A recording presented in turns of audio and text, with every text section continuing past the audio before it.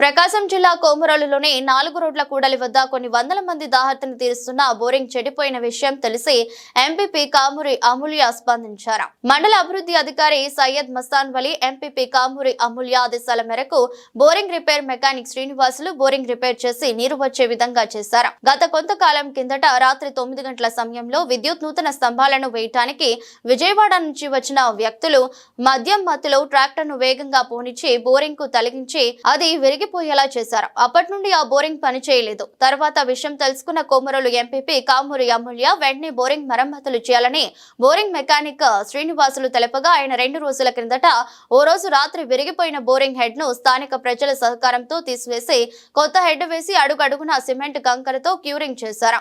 2 రోజుల అనంతరం నిన్న రాత్రి పైపులను దించి నీరు వచ్చేలా చేశారు. ఈ బోరింగ్ కొన్ని వందల మంది జనాలను ఉపయోగపడుతుంది.